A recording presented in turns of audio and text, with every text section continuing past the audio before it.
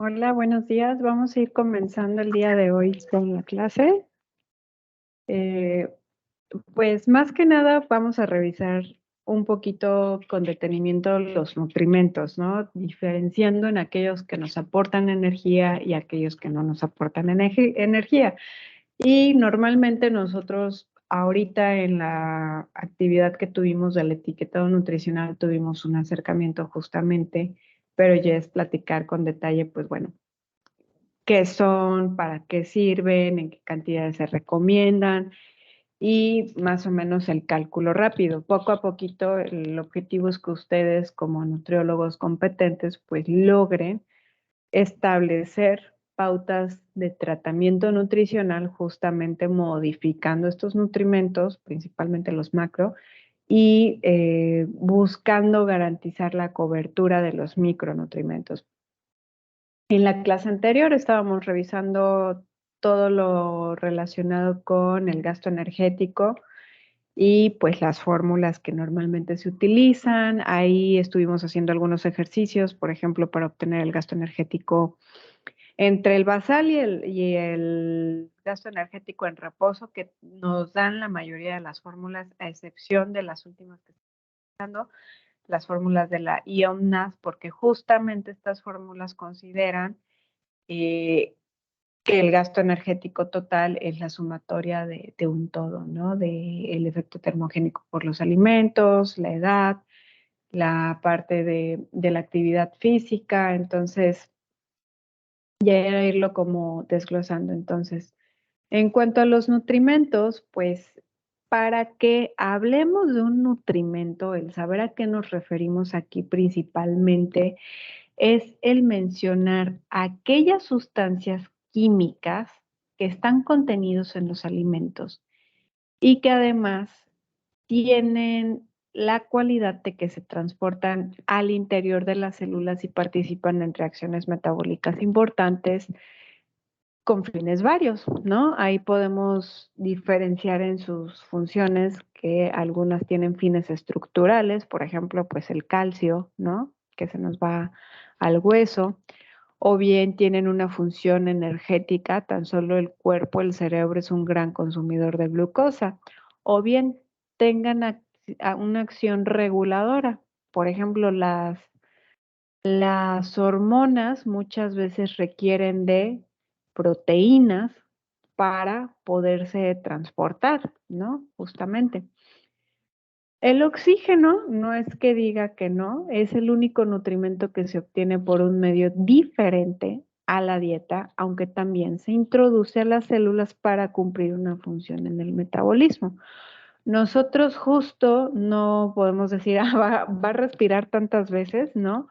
Pero podíamos observar, por ejemplo, para la prueba de calorimetría indirecta, que medimos el oxígeno se va a diferentes funciones relacionadas al metabolismo y se expira dióxido de carbono. Entonces es justo ahí el cómo también podemos hablar del oxígeno como un nutrimento.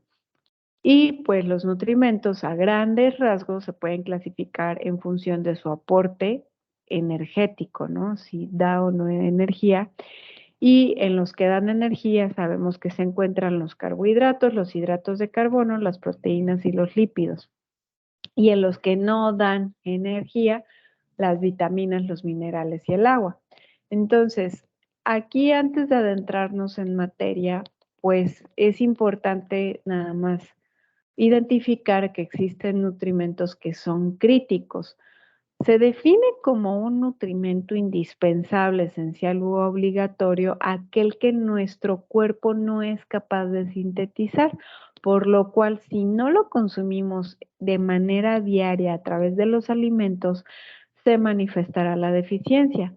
La rapidez con la que se presenten las manifestaciones de esta deficiencia dependerán de la velocidad de recambio y de si el cuerpo posee o no las reservas suficientes. Por ejemplo, el calcio puede ser una dieta muy deficiente en calcio y en fósforo, que son esenciales para la estructura ósea.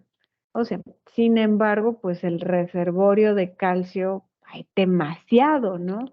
Y puede pasar muchísimo tiempo antes de que empiece la manifestación de la deficiencia de calcio, que aquí sería pues la osteopenia o bien ya llegar al estado de la osteoporosis. Cosa muy diferente, por ejemplo, al caso del hierro. Existen reservas corporales de hierro, sin embargo, estas se pueden acabar en el plazo de meses, ¿no? O también las vitaminas liposolubles tienden a estar, tendemos a tener cierta reserva y podemos pasar un periodo sin consumirlas hasta antes de que lleguen las manifestaciones propiamente. Entonces, dentro de los nutrimentos que son indispensables, podemos diferenciar, por ejemplo, sobre todo en los aminoácidos, la isoleucina, la leucina, la lisina, la valina, el triptófano, la treonina, la fenilalanina, la metionina. Y en el caso de los niños, la histidina es súper importante para el correcto desarrollo. En cuanto a los ácidos grasos, principalmente está el ácido linoleico y el ácido linolénico. En cuanto a las vitaminas, todas las vitaminas del complejo B, porque son vitaminas hidrosolubles, entonces no tendemos a conservarlas, pero también entra la vitamina C, la vitamina E, vitamina A, que son muy importantes. También los precursores de la vitamina K son bastante importantes. También algunos nutrimentos inorgánicos, tal es el caso del calcio, el hierro, el zinc, el sodio, potasio, muchísimos varios, ¿no? El yodo, por ejemplo, es súper importante, y el agua. Podemos vivir sin agua, ¿no? Pero en cuestión de días. Ahora, existen nutrimentos que se consideran condicionales, es decir, cuando el cuerpo está en una situación fisiológica o patológicamente desafiante, el cuerpo tendrá altas demandas y o la capacidad para sintetizarlos está muy limitada. Entonces, a razón de esto, pues se comportan como nutrimentos indispensables, ¿no? En cuanto a los aminoácidos, principalmente entra la taurina y la glutamina. Eh, una vitamina importante es la colina. Y, por ejemplo, los nutrimentos que son dispensables, no esenciales o no obligatorios, son aquellos que el organismo los puede sintetizar siempre y cuando existan precursores, ¿no? Ojo aquí, no quiero decir que, ay, bueno, pues ya la dieta puede ser súper deficiente, no, porque obviamente si no tengo la materia prima suficiente, pues obviamente me va a comprometer este tipo de nutrimentos. Por ejemplo, los aminoácidos, la alanina, la arginina, la cisteína, ácido aspartico, ácido glutámico, la glucina, la glucosa, los lípidos como el colesterol, los ácidos grasos saturados principalmente. Reitero, vayámonos a una situación de deprivación energética, pues justo pone en compromiso el aporte suficiente de glucosa, ¿no? El cuerpo va a echar a andar vías metabólicas para poder obtener fuentes de glucosa y si no es el caso, pues utilizar los cuerpos cetónicos, ¿no? Sin embargo, no quiere decir que no sean importantes, claro que lo son. Ahora, en cuanto a los nutrimentos que aportan energía, los primeros que vamos a mencionar, pues son los más abundantes, son los carbohidratos, es la principal fuente de energía de la dieta. De hecho, no lo quiero decir como lo dice la gente, sin embargo, la naturaleza literal es tan sabia. ¿Por qué? Porque el cuerpo utiliza grandes cantidades de glucosa. Entonces, ¿qué tenemos en muchos alimentos? Muchos son fuentes de carbohidratos. Es para poder tener este acceso garantizado a lo largo del tiempo. Los carbohidratos suelen proporcionar entre un 50 y un 65% del total de la energía consumida, aunque en algunas condiciones pueden contribuir con un 40 o hasta un 70% de la energía de la dieta de un individuo. ¿Esto de qué dependerá? De la situación fisiológica y o patológica que se esté presentando, el acceso a los grupos de alimentos que exista y las preferencias del individuo. Cada gramo de carbohidratos aporta en promedio 4 calorías. Normalmente siempre lo vamos a encontrar con este valor. Es muy inusual que lo encontremos como 4 punto y cachito, porque en el contexto práctico pues realmente no resulta tan práctico, ¿no? Ahora, en una dieta en promedio, basándonos por ejemplo en una dieta de 2000 calorías al día, los carbohidratos representarán entre 1000 a 1300 calorías, es decir, este 50-60%, que si dividimos esas 1000 o 1300 calorías entre 4, obtenemos que se traduce en 250 a 325 gramos de carbohidratos. Por ejemplo, hagamos el siguiente ejercicio. Una persona que tiene una dieta de 1700 calorías y su dieta se constituye por un 60% de carbohidratos, ¿a cuántas calorías y cuántos gramos de carbohidratos nos referimos? Aquí, pues para comenzar, tendríamos que obtener por regla de 3 la representación de este 60%, ¿no? Si 1700 es mi 100%, pues entonces el 60%, ¿a cuántas calorías corresponde? A 1020 calorías. Ahora, estas 1020 calorías, si nosotros lo dividimos entre 4, porque 4 calorías aporta un gramo de carbohidratos, obtenemos 255 gramos de carbohidratos.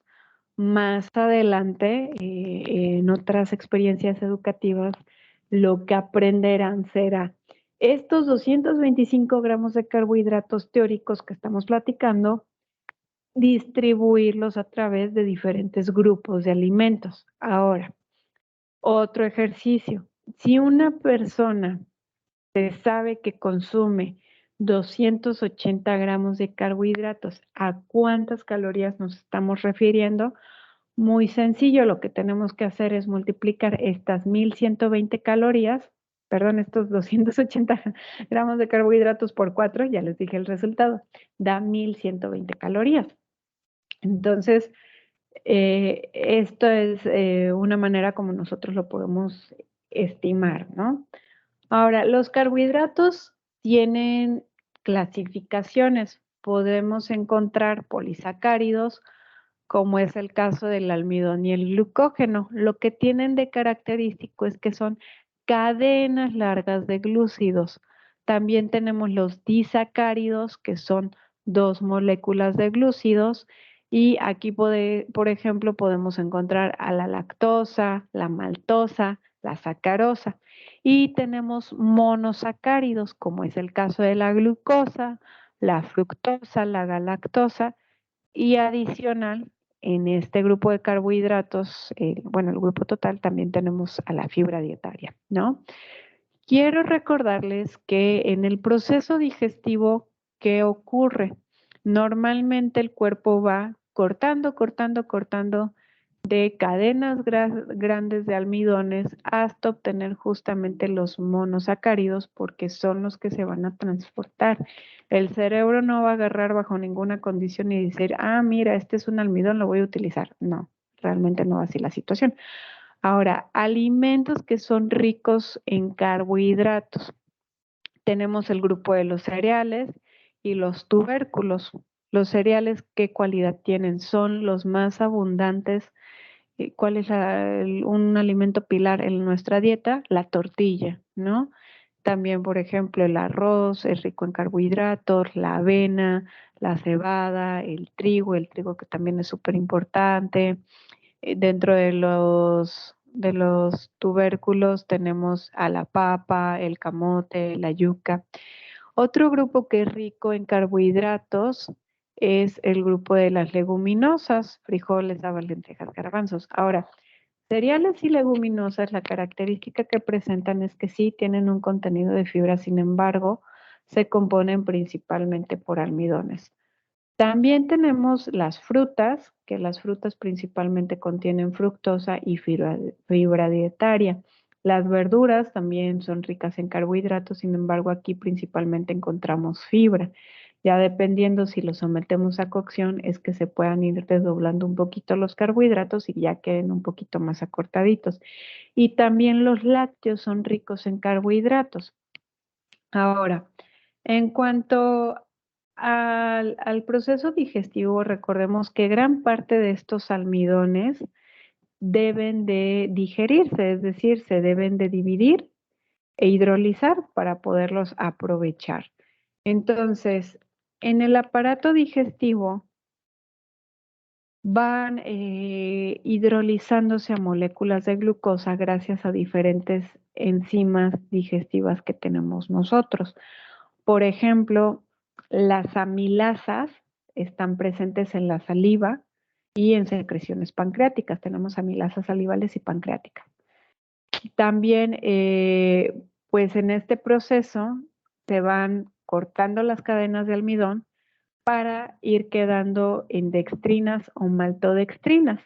La maltosa, recuerden que es un disacárido que tiene 2 unidades de glucosa, entonces la maltosa requiere de maltasa para que se pueda hidrolizar y queden disponibles estas 2 moléculas de glucosa. Además, existen otros 2 disacáridos en la dieta, consumimos mucho, la lactosa y la sacarosa. La lactosa requiere de la lactasa para poder componerse, bueno, para poder dividirse en glucosa y en galactosa, y la sacarosa se va cortando para obtener glucosa y fructosa, gracias a la sacarasa. Ahora, dentro de los alimentos que son fuentes de disacáridos, tenemos principalmente la sacarosa, que es su principal componente, y aquí las frutas y las verduras aportan carbohidratos simples, de la misma forma que el azúcar refinada. Ojo aquí, no quiero que se vaya a tergiversar y después salgan diciendo que la fruta y la verdura es malísima. No, no podemos comparar ni en un millón de años el beneficio que te da consumir fruta, porque aparte te está aportando vitaminas, minerales, fitoquímicos y fibra, en comparación con 2 cucharadas de azúcar que lo único que te está aportando es los carbohidratos, ¿no? Entonces, por favor, jamás se les ocurra decir o restringir un plan dietético en aporte de frutas, salvo que la patología lo esté justificando, ¿no? Ahora, la leche, les recuerdo, pues aporta bastante carbohidratos. El problema que tenemos es que puede no digerirse bien por muchas personas que sufren intolerancia a la lactosa. Lo que ocurre aquí es que no se secreta suficiente lactasa. Es un problema recurrente, más o menos se da en el 75% de la población mundial. También a partir del azúcar de caña o de betabel se produce una gran cantidad de alimentos industrializados que, pues bueno, sabemos aquí que son muchísimos, que los juguitos, que los refrescos, que los caramelos, entre otros, los cuales no es satanizar el consumo de estos, porque por ejemplo, en una situación de hipoglucemia, justo se utilizan, ¿no? Se recomiendan los caramelos o el refresco o el jugo para corregir esa situación de hipoglucemia. Sin embargo, el detalle que tienen es que muchas veces no es como que digas te tomaste el juguito y nada más. Muchas veces se hace un alto consumo de productos industrializados que además se acompañan de grasas y que son grasas saturadas o parcialmente hidrolizadas, los cuales no tienen un buen efecto en la salud cardiometabólica. Además de que, por ejemplo, en su composición de proteínas, pues no estamos hablando de que tengan proteínas de alto valor biológico. Es por eso que la comida chatarra, o sea, nutricionalmente hablando, no es guau. Simplemente tenerlo como, pues bueno, un alimento que sí se puede consumir, sin embargo, que no sea lo representativo en tu dieta.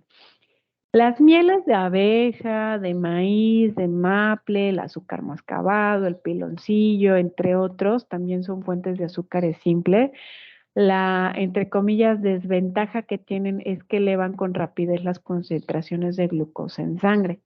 Desventaja y no, porque reitero, les pongo el ejemplo de la hipoglucemia, pues ¿cuál desventaja, no? Es una maravilla que hagan esto.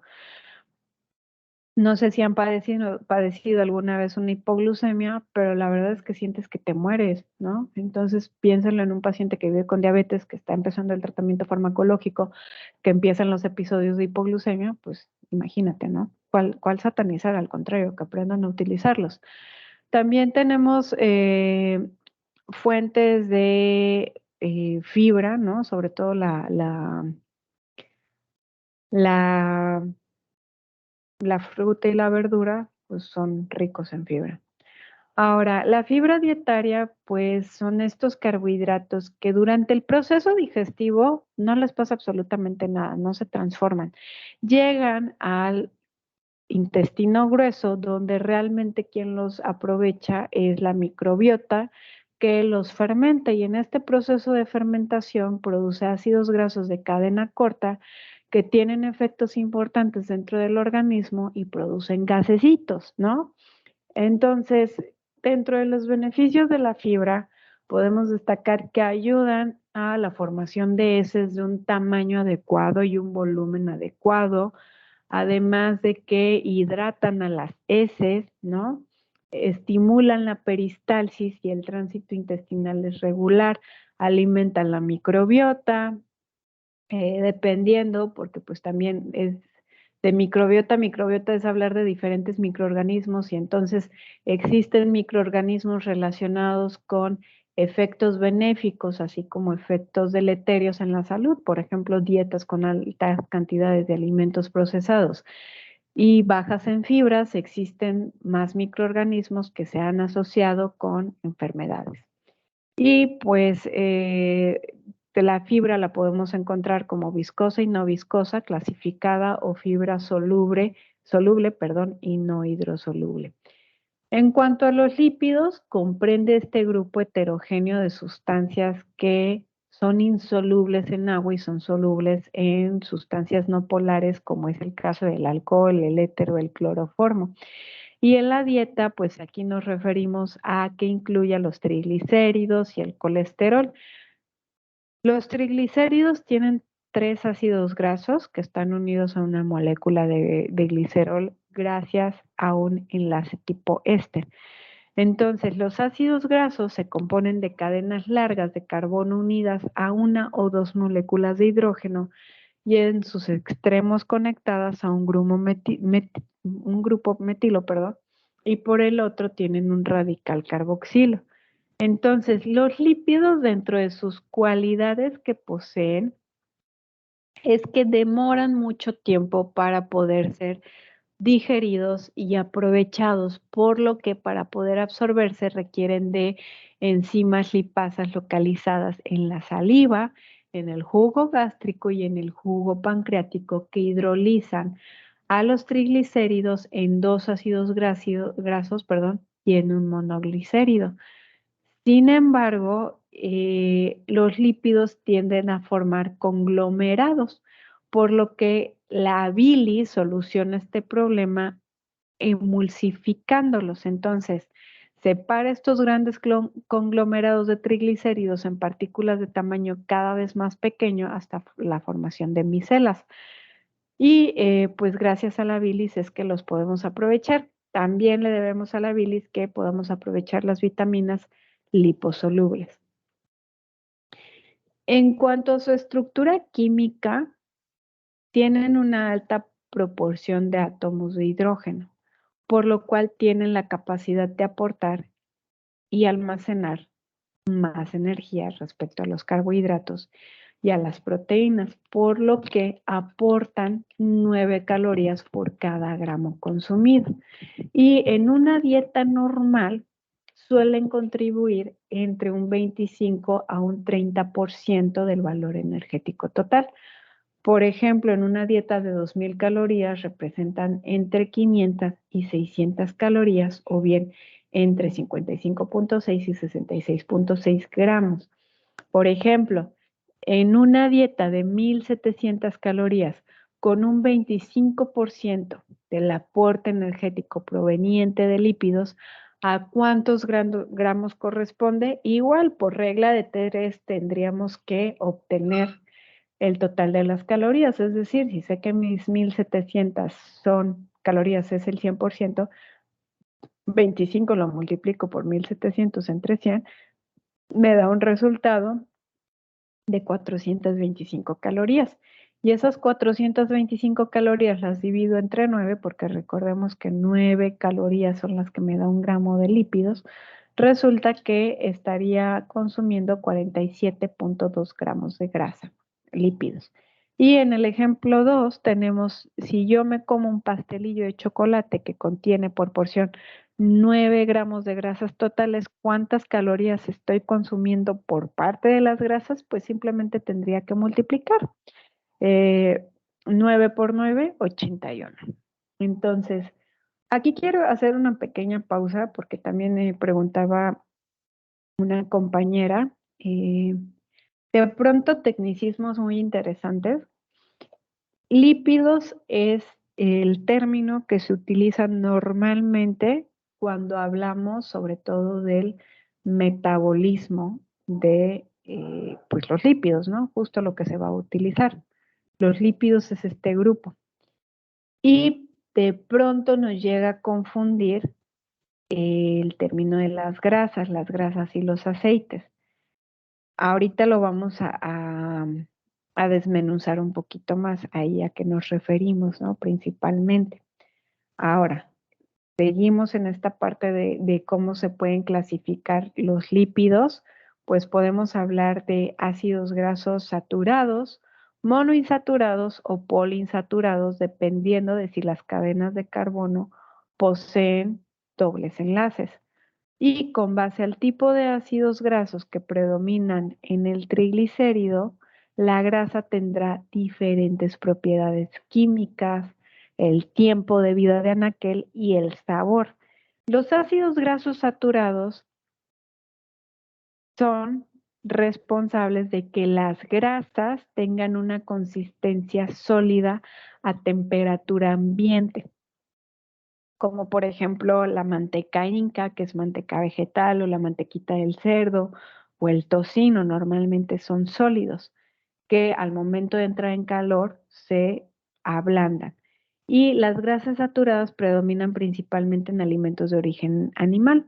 No poseen dobles ligaduras, por lo que se oxidan con facilidad y con lo que no se oxidan con facilidad, porque no hay dobles enlaces, entonces su vida de anaquel es bastante prolongada. Sin embargo, el problema de este tipo de ácidos grasos es que no son benéficos para la salud cardiometabólica.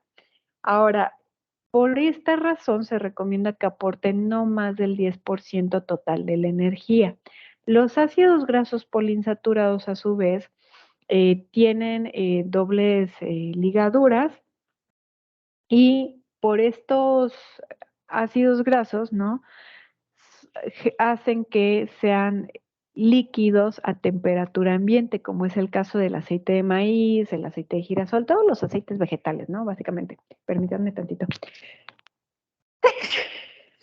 Ay, perdón.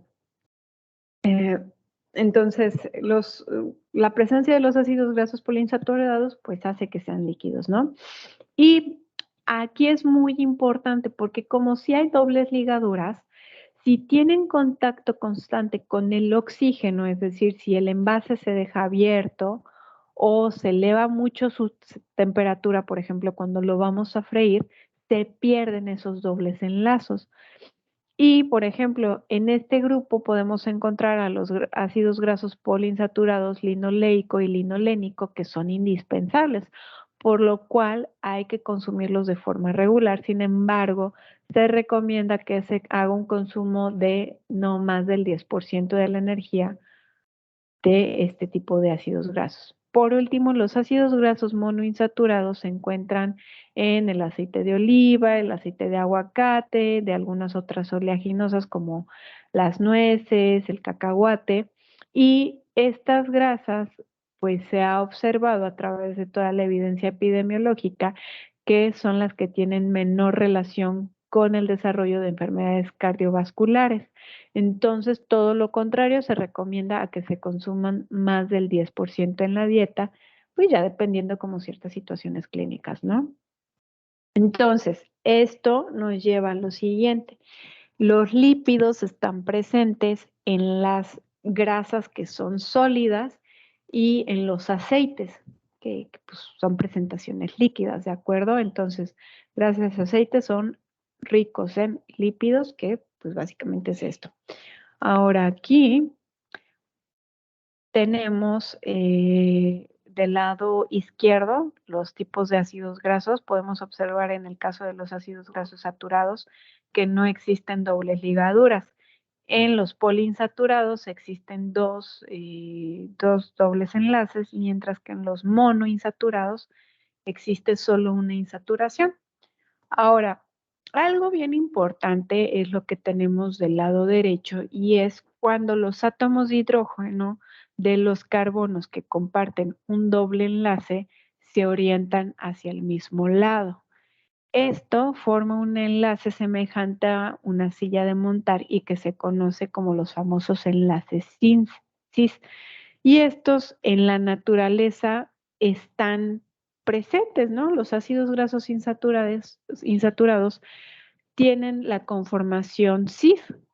Sin embargo, cuando los hidrógenos se orientan a planos opuestos, se forma el enlace tipo trans y esto ocurre normalmente en el proceso de hidrogenación de los ácidos grasos que se emplean en la industria alimentaria para cambiar las propiedades de los lípidos, para poder dar mayor vida de anaquel, mejor sabor, pues se forma este enlace trans. Todavía antes, por ahí, si ya son bebés de los 80s, 90s, bueno, ya no bebés, ¿verdad? Ya son adultos de 70s, 80s, 90s, recordarán que todavía las etiquetas nutricionales decían grasas, ácidos grasos trans. Ahora tenemos las grasas parcialmente hidrogenadas. Podrán preguntarse, bueno, ¿qué pasa con estas? Pues justamente puede ser que contengan aún algo de una configuración trans, entonces no se recomiendan tanto en la dieta.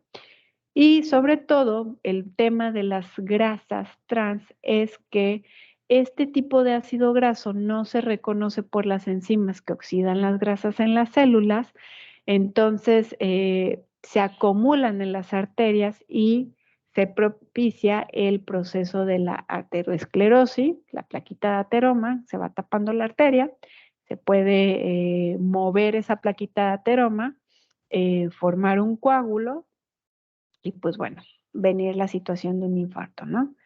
Entonces, continuando, tenemos las proteínas que después del agua son las sustancias más abundantes en las células y tienen funciones muy importantes. Gracias a ella, pues se forman las miofibrillas en los músculos, se transporta el oxígeno en la sangre, tenemos la dureza de las uñas, la flexibilidad de los cabellos.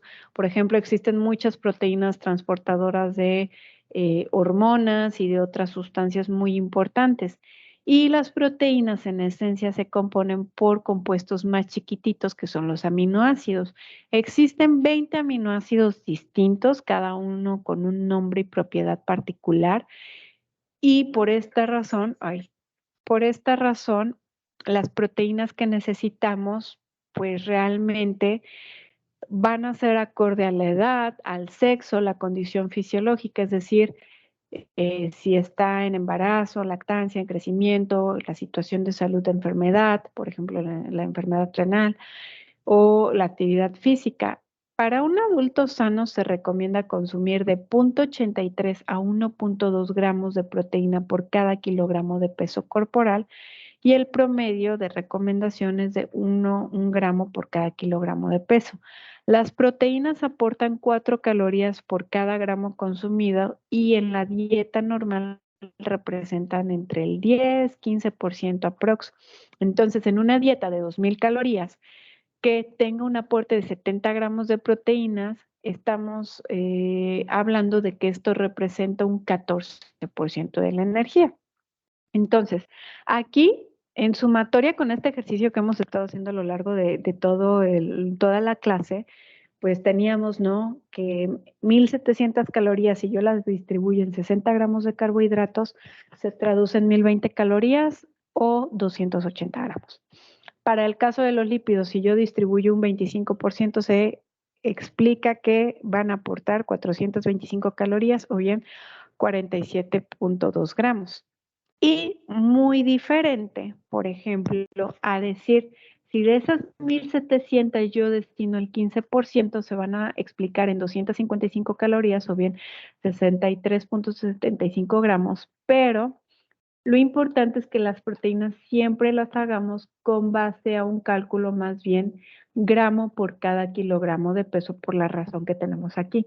Por ejemplo, si la persona pesara 60 kilogramos, si yo divido esos 63.75 entre 60, obtendría que está consumiendo 1.06 gramos de proteína por cada kilogramo de peso corporal.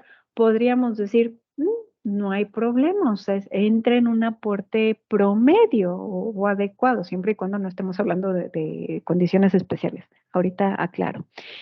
Si fuera una persona de 70 kilogramos, igual, justo dividimos esos 63.75 gramos entre 70, obtendría que está consumiendo 0.91 gramos de proteínas por cada kilogramo de peso. Entonces, igual podríamos decir, pues no está mal, o sea, todavía entra dentro de un rango razonable. Sin embargo, cuando ponemos este ejemplo en una persona que pesa 80 kilogramos, estaría consumiendo 0.79 gramos de proteína por cada kilogramo de peso. Aquí probablemente podría estar consumiendo un poquito menos y sobre todo, tradúzcanlo en algo que pasa en el contexto profesional de forma muy frecuente, que acude el paciente porque está buscando una pérdida de peso. Entonces, aparte de que le calculan una dieta hipocalórica para morir, le destinan un porcentaje chiquito de proteínas. Y reitero, las proteínas llevan a cabo muchas funciones importantes. Entonces, en este tipo de situaciones, se pone de manifiesto la importancia de hacer el cálculo mejor con base a los gramos por el peso en lugar de un porcentaje arbitrario. Y sobre todo, pues, por ejemplo, si ya están trabajando con una mujer en embarazo o algún enfermo, algún paciente con enfermedad renal, pues ahí ya tenemos que hacerlo más en detalle, ¿no? Ahora, las proteínas pasan por dos procesos para que se puedan aprovechar. En primer lugar, se deben de desnaturalizar, es decir, transformarlas, ¿no? De su conformación cuaternaria a terciaria a secundaria hasta quedar en una cadena lineal o estructura primaria y posteriormente se deben de hidrolizar gracias a diferentes enzimas, como es el caso de la pepsina, la tripsina y la quimiotripsina, entre otras, que rompen los enlaces peptídicos para obtener los aminoácidos libres o dipéptidos o tripéptidos que se pueden absorber en el intestino delgado. Y en cada proteína hay una mezcla diferente de aminoácidos y algunos de ellos se pueden repetir en la misma cadena. Aquí nada más recordar que existen 8 aminoácidos que no podemos sintetizar. La histidina es solamente en niños muy, muy importante porque todavía no alcanza a sintetizarse de forma adecuada. Y también la presencia o la ausencia de estos aminoácidos es lo que determina si una proteína es de mejor o menor calidad. Entonces, si falta uno de los aminoácidos indispensables en la dieta, no se puede sintetizar por ninguna otra proteína y puede dar origen a alteraciones. Entonces, si se quiere obtener una proteína de referencia, pues aquí nosotros tendríamos que compararlo ya sea con el huevo o la lechita materna, porque son dos proteínas que contienen todos los aminoácidos esenciales. Entonces, pues estarán de acuerdo que no vamos a andar tomando lechita materna, sino lo vamos a comparar con el huevito. Entonces, en el sistema mexicano de alimentos equivalentes, justo las porciones se determinan con base a la proteína de referencia, albúmina de huevo.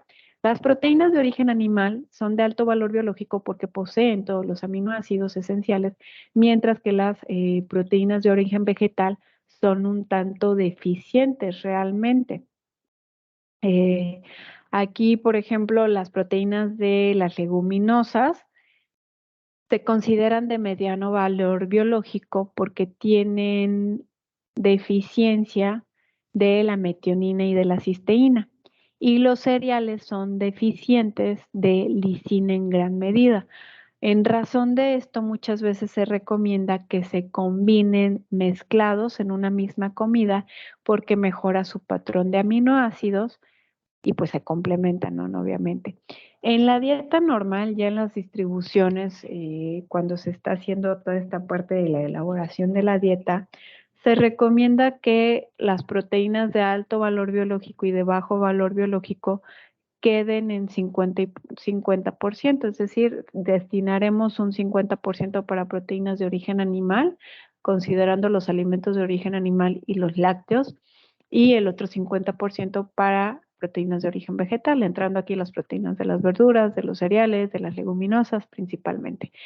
Y en algunos casos, pues hay algunos autores que recomiendan que se mantengan las proteínas de origen vegetal entre un 40 y un 60%, principalmente porque por los efectos que se relacionan con un consumo desmedido de alimentos de origen animal, que son carentes en fibra, altos en grasa saturada, escasos en algunos componentes antioxidantes como los fitoquímicos principalmente. Entonces, por hoy es todo, chicos. Se van a llevar de tarea la siguiente actividad. Estábamos revisando la sesión pasada, te quedó que ustedes determinaran su gasto energético total. No, el total no, perdón, el basal o el reposo, ¿no? Y aquí les quiero hacer un pequeño comercial. De ese gasto energético que ustedes determinaron, como fue el caso de la fórmula de Mifflin, de Harris y Benedict, Pau-Ohms, la fórmula de Owen, ¿qué otra vimos? La fórmula de Valencia. Todas esas fórmulas dan gasto energético basal o el gasto energético en reposo. ¿Qué falta que añadan para que ustedes obtengan el gasto energético total? Justo falta que agreguen el factor de actividad física, que recuerden que es ahí multiplicar por el factor correspondiente, ya sea por 1 punto y tanto, y falta que le agreguen el 10% del efecto termogénico de los alimentos, ¿sale? Y ya que obtuvieron el gasto energético total, ahora sí, viene la siguiente actividad. Antes de hablar de esta siguiente actividad, solo recuerden que las fórmulas del IOMNAS son las únicas que ya te dan el gasto energético total. O sea, ya no le tienes que añadir absolutamente nada porque están considerando esto. Entonces, ya que hicieron ustedes toda la determinación de su gasto energético total a través de las diferentes fórmulas, elegirán aquel resultado que les agradó más. Ahorita lo empiezan a utilizar el practicar, el emplear su criterio. ¿Esto qué quiere decir? Si ustedes se sienten bien con su peso, con su nivel de actividad, no plantean hacer ninguna modificación en lo absoluto, en su actividad física ni en su alimentación, elijan aquel gasto energético basal que no quede chiquitito, ¿no? Porque a lo mejor en una de esas, pues estarían subestimando sus requerimientos. Entonces, elijan aquel que sea acorde a su situación. Y caso contrario, si a lo mejor consideran, híjole, es que me está haciendo falta un poquito de peso, me voy a quedar con el que me dé un valor un poquito más alto para no quedarme corto.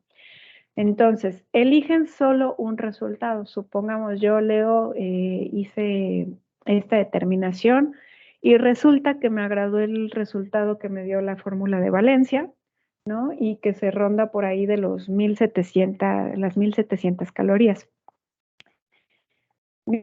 1756, ¿no? Supongamos. Ahora, De esa energía van a hacer dos situaciones supuestas. El primer supuesto es que planteen la distribución de sus macronutrimentos en una concordancia armoniosa. Es decir, ay, bueno, voy a distribuir, a mí me agradan los cereales, las frutas, o sea, me encanta consumir alimentos ricos en carbohidratos, entonces a lo mejor voy a calcular el 60%. Le voy a dar prioridad a calcularme pues más o menos 1 gramo de proteína por cada kilogramo de peso corporal y el restante lo voy a destinar para los lípidos. Entonces sería una composición armoniosa. A lo mejor resulta que destino un 60% carbohidratos, un 20% proteínas, bueno, un 17%, ¿no? Ya haciéndolo con base a los gramos por kilogramo de peso, y el restante queda para los lípidos. Diríamos, eso sería en un supuesto normal. Y hagan igual el cálculo bajo una situación donde la dieta no está tan armoniosa, es decir, a lo mejor me entró la loquera, ¿no? Vi que la dieta cetogénica es la octava maravilla del mundo, entonces digo, bueno, le voy a destinar el 20, bueno, no, 20 no, es muy poco realista, el 30% o el 40% de los carbohidratos, el 35, el 40% para los lípidos y lo restante para las proteínas. Si se dan cuenta, en estos supuestos son así como muy irracionales ahorita como lo estábamos viendo en la clase. Entonces, bajo esos dos supuestos, ustedes van a hacer el cálculo y lo que van a enviar sería más o menos permítanme lo que se le baja la loquera. Van a enviar justo una tablita así, cálculo del gasto energético total, tantas calorías, distribución, supuesto 1, ¿no? El supuesto armonioso, carbohidratos, lípidos y proteínas, cuánto les está dando resultado y sobre todo en el caso de las proteínas, cuánto les está dando de gramos de proteína por cada kilogramo de peso. Y el supuesto 2, una dieta que no tiene como tanta concordancia. Y pues principalmente el objetivo de esta actividad es que ustedes analicen, ¿no? Cómo se puede ir traduciendo en diferentes alimentos. Entonces, ahorita, bueno, no lo van a hacer propiamente en ese punto, sino decir, a ver, si aquí me está dando 280 gramos de carbohidratos, 42.7 de lípidos y 63.75 de proteínas, no, mira, aquí hay mucha diferencia si hago una dieta bien bajita en carbohidratos, son 120 gramos, súper poquitito, ¿no? Entonces, para que empiecen a practicar es el echar ahí el ojito clínico. Y ahorita, chicos, les recuerdo, recién nos acaban de dar la cuenta de Google por parte de la institución. Vamos a estrenar nuevo Classroom otra vez, pero el detalle es que muy probablemente tengamos que migrar, bueno, toda la información la tengo que migrar, pero las sesiones como las vamos a llevar probablemente sea en Google Meet, ya no en Teams. De estos cambios yo les estaré informando. Ahorita vayan haciendo la tarea, pero porfa todavía no me carguen nada en el otro portal en el que tenemos, porque pues ya lo vamos a dejar, sería en el nuevo. Entonces ahorita simplemente hagan la tarea. Ya cuando les dé luz verde para que carguen sus tareas, lo hacen en el nuevo portal. Y de una vez vayan estudiando, chicos, porque vamos a tener examen el día 18 de noviembre, en 2 semanas, ¿de acuerdo? Les comento sin falta en el grupo de WhatsApp cuáles van a ser los temas que vamos a estar revisando y les voy a compartir un cuestionario. Ahí no hay tanto problema porque ese lo trabajamos en Google Forms. Ese me da los resultados, no importa si hay Classroom o no. Les mando el cuestionario de eh, los, bueno, sería de la unidad. Entonces, no sé, he revisado las vitaminas y los minerales. Sería como el cuestionario de todo. Y sobre todo ejercicios. ¿Sale? Entonces, en el examen más o menos, para que se vayan dando una idea y ya vayan comenzando a estudiar, vamos a tener ejercicios como estos que estamos haciendo. Vamos a meter un poquito ahí cuestiones técnicas como la parte del etiquetado nutricional, por ejemplo, que les pida analizar una etiqueta, bueno, no una etiqueta, un producto, y que ustedes digan si la etiqueta está bien o no está bien o está incumpliendo con algo. Vamos a tener ejercicios del gasto energético. No se preocupen, no les voy a pedir que se aprendan las fórmulas, sino que resuelvan ejercicios y ahí estarán las fórmulas. Y pues igual que asignen los macronutrientes, es más bien como pues un tanto práctico. Entonces, por hoy es todo, chicos. Les agradezco muchísimo aquí, Fanny y César, que se conectaron. Les mando un abrazote. Nos vemos en la clase de evaluación. Cualquier duda que tengan, nos vemos, me mandan un mensajito, ¿de acuerdo? Gracias, maestra.